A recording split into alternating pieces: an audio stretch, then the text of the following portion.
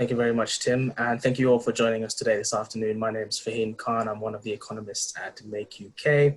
Today, I'm going to go through some of our results from our most recently published Regional Manufacturing Outlook, which looks at the average annual performance of each region in the UK, based on collection from our data of our quarterly manufacturing outlook. First, I'm going to start off by looking at the UK overview, and then I will look into a little bit more at the Yorkshire and Humber region and what makes them different. And then we'll do a little bit of comparison to finish up and also look at some new data we've collected over the last few months. To start off, so here is a slide that just gives you the overview of our Q2 Manufacturing Outlook survey. So this is a quarterly survey that we have been running for about 20 years now. And it kind of gives you or puts into perspective the impact that COVID-19 has had on our general indicators where we track values such as output, orders, employment, investment, etc. Output balance fell to the lowest on record in Q2 this year. So this is since we've been collecting the survey data. The performance of orders have declined to levels that are similar to the financial crisis. Margins have fallen, and we've been seeing indications of redundancies going up, but also investment plans, which were quite positive at the start of the year, have become extremely negative over the last few months. In that report, which we actually published over 2 months ago now, we made some forecasts for manufacturing GVA, which we expect to decline by 10% in 2020, but grow by 5.8% in 2021, and also a GDP forecast to decline by 8.2% in 2020 and grow by 7% in 2021. And just to put the kind of the historical view in context, so this is an overview of the UK average for output and orders based on our surveys since 2014. You can see here the impact of COVID-19 has been pretty negative, and we put the global financial crisis just to give you a comparative to see how the worst results of COVID-19 compared to the worst results of the global financial crisis.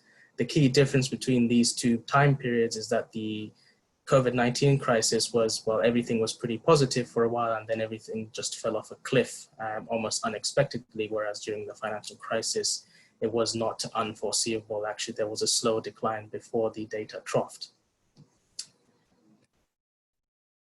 So this is a snapshot of the confidence indicators from our regional outlook, not just published recently, but compared to the confidence of the previous regional outlook almost 12 months ago. It's important for you guys to note, just to keep in context, that the time period that this report covers is Q3 of 2019 to Q2 2020, and that is comparing against the Q3 of 2018 to Q2 of 2019. So that doesn't just include the impact of COVID-19 on the confidence figures here, but actually also includes the impact of Brexit uncertainty that we had towards the latter half of 2019, particularly just before the October 31st EU exit deadline, which hit the Midlands and some of the, you can see the Yorkshire and Humber area, the orange area is particularly hard in terms of confidence. So there's a mixture of both Brexit and COVID-19 that have impacted confidence in these areas. But moving on to just looking at what's unique about the Yorkshire and Humber manufacturing industry. So you can see here, these are some of the key stats that are pulled directly from our regional outlook. There are 299,000 manufacturing jobs in the Yorkshire and Humberside region, and that is 9,000 less than regional outlook 2019. And that 299K makes up about 11% of that region's total workforce.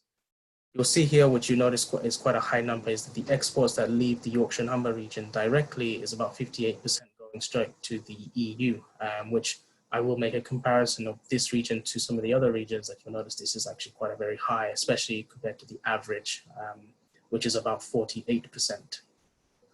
And on the right-hand side, you'll see a kind of a breakdown of the subsector composition of the Yorkshire and Humberside region. The food and drink sector makes up the largest part of this, but it only makes about 1/5 of it. In fact, the top 3 subsectors combined actually does make up less than half of the Yorkshire and Humberside manufacturing sector. In fact, about more than 55%, or about 55% of the manufacturing subsector here is highly diversified, which indicates that the Yorkshire manufacturing sector is a lot more diversified than some other regions might be. To give you an example, the West Midlands is a particularly automotive dominated heavy region, but then in this region, there isn't really a one super set subsector. Actually, quite a lot of them have its own place in the Yorkshire region. And on the bottom left-hand side, what you see here is just a quick overview of some of the most recent results from our one period of time. So our Q2 results was the most recent available data on Yorkshire and Humber. These are the confidence that we tend to track over time, which is the confidence, output, orders, employment, and investment. I wouldn't look at too much on the values themselves, but what I would point out is that the downward arrows, which indicate that a decline has taken place since Q1 in 2020. And this story is not unique to the Yorkshire region. Actually, if I was to present a slide on every single region in the UK, you'd see that COVID-19 has such an indiscriminate impact on the UK that actually there's a downward value on pretty much every indicator for most regions. So this again is more data that's been directly extracted from our regional outlook report that we recently published. You can see on the top left-hand side, this table essentially describes what the Yorkshire and Humber economy is worth to the UK. So it's worth about 6.5% of the UK's total output, but its manufacturing sector is only worth about just below 1% of the UK's total output, which doesn't seem very large, but it does account for 14% of its own regional output, which is quite large. The average is about 10% in the UK, and Yorkshire is one of these above average, highly dependent on manufacturing regions. And on the right-hand side, you can see the top 3 markets for exporting goods from the Yorkshire region. You notice the EU almost takes up nearly 60% of that, which I showed you in the previous slide. But what else you might notice is that the actual next 2 biggest regions combined still doesn't make up the amount of reliance the whole Yorkshire and Humber region has on the EU alone, which I think is quite significant. And you would have seen from our data released over the last week that this is, along with a number of few regions, it would be one of the worst hit if we were to leave the EU without a deal. Continuing the extraction of data directly from our regional manufacturing outlook. So as I mentioned, we track certain indicators such as output, orders, employment, investment. Here is just a selection of 2 of those. So this is the time series of output since 2014, and this is in time series for employment intentions over the last in that same time period. What you'll notice between the 2 charts is both of these, the Yorkshire and Humber region and the UK, tend to follow each other's long-term trends. You don't see anything particularly different. So when the UK goes down, you tend to see the Yorkshire and Humber region go down. What is unique about Yorkshire and Humber is that normally they tend to do better than the UK average. Of course, in the recent times, the COVID-19 pandemic has been so severe that that their performances has worsened, but historically Yorkshire was actually quite a stable region in terms of output and employment, and actually you would see this was also true for investment intentions historically. So here is a quick view of, so this is data again extracted from our regional outlook, but it's presented in a slightly different way. So what you see here is on the x-axis you have manufacturing workforce density, and on the y-axis you have manufacturing productivity, where workforce density is showing you the share, what share of the particular region's workforce accounts for their total workforce. So those on the left-hand side tend to have a lot of manufacturing workers as a share of their total population of workers, compared to manufacturing productivity, where the UK represents 100% productivity and all the other regions are in comparison to that. Assuming we are comparing all these regions and nations as if they were the same, you would notice that there is a general negative correlation between workforce density and productivity, which is nothing to be surprised about, but actually the composition of the subsectors in each region is what usually explains why their productivity is different. So you'll notice that the regions and the Northern Ireland as well, on the bottom right-hand side, is they tend to be more food and drink dominated parts of the UK, which tend to be more dense in terms of workforce, manufacturing workforce, and tend to exhibit lower levels of productivity. And whereas if you were to look at something like the Northwest, there is a pretty high concentration of chemicals and pharmaceutical firms that tend to be quite R&D intensive companies, and actually leads on to much higher productivity, which explains the differences. But it's quite interesting to just see this general relationship between productivity and workforce. And here's just another view on the same productivity data. So this is looking at the Yorkshire data for manufacturing, where it's actually ranking them from best to worst on right to left. Yorkshire actually comes quite low on that, while the lowest on manufacturing and the second lowest when it comes to all industries, which is quite interesting. And actually I would be also interested in your thoughts on the panel on where you think that explains the productivity, if it's something related to food and drink, and or if it's actually something related to something else, let's say a lack of automation perhaps. I showed you earlier the reliance of the Yorkshire and Humber region on EU exports, which are directly goods that are made here, exiting and going straight to the EU.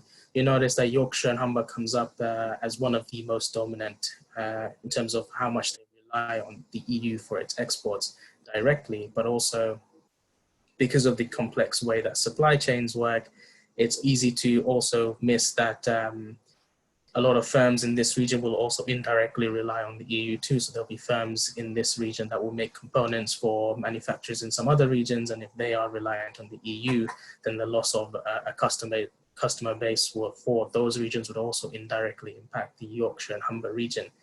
The indirect reliance is much more difficult to quantify, but it is important to know that it does exist. But the direct is also quite alarming to see how reliant the Yorkshire and Humber region is on the EU.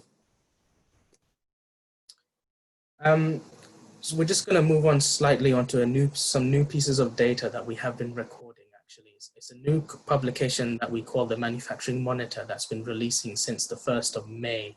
Its purpose is to provide a more timely indicator of how COVID-19 specifically has been impacting the manufacturing sector.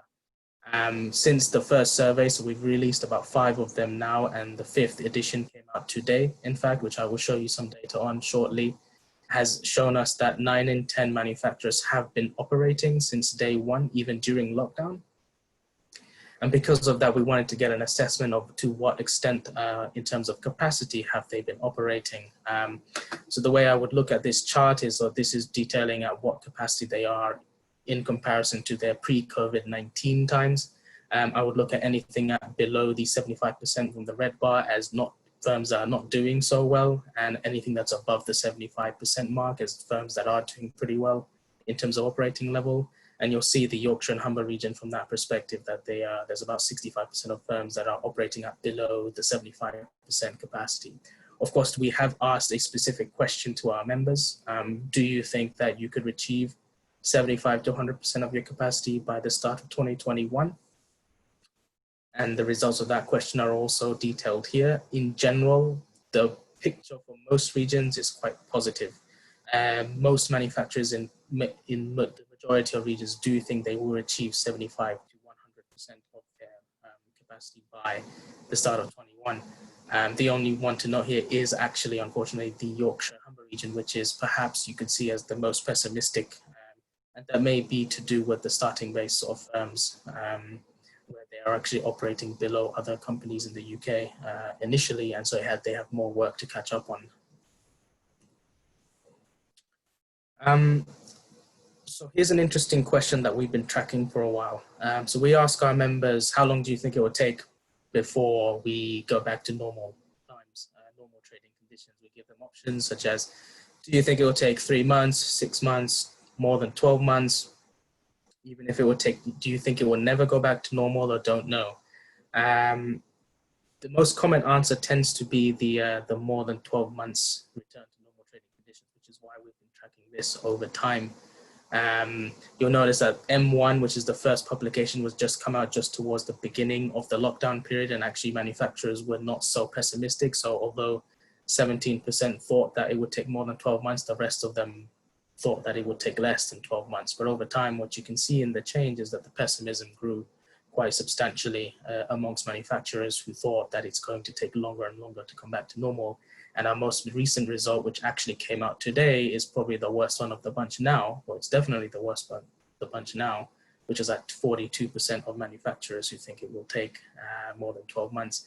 We can break this data up into regions as well, which is what I have done on the next slide. So this is looking at the most recent data for expectations. So there's been a slight interesting change. Actually, our previous manufacturing monitor placed the West Midlands and East Midlands as the worst of the bunch when it comes to expectations for return to normality. But from the latest results, actually the Yorkshire and Humber region have become a little bit more pessimistic in the last 3 weeks, where about half of the companies in this particular region do think that we're not going to come back. It will take more than 12 months. What's not made obvious here is actually the Yorkshire and Humber region was also the region where most manufacturers thought, well, a large percent thought that things would never go back to normal. So there was about 11% of firms who indicated that they believe that trading conditions will never return as they were pre-COVID-19, which I think is quite interesting. And it was the only region of the bunch that made that sort of choice in the question.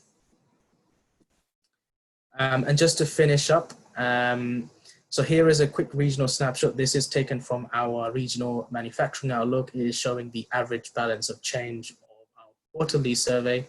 For all the regions in the UK, you can see the Yorkshire and Humber region here.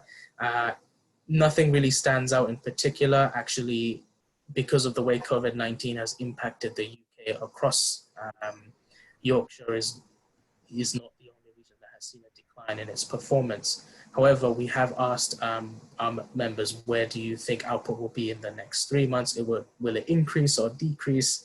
And if you were to ignore Northern Ireland, which is a new addition to our report, actually the Yorkshire and Humber region is the most negative region in the UK for output expectations, which I think is also very concerning about how the manufacturers in this particular area view their own likelihood to recover.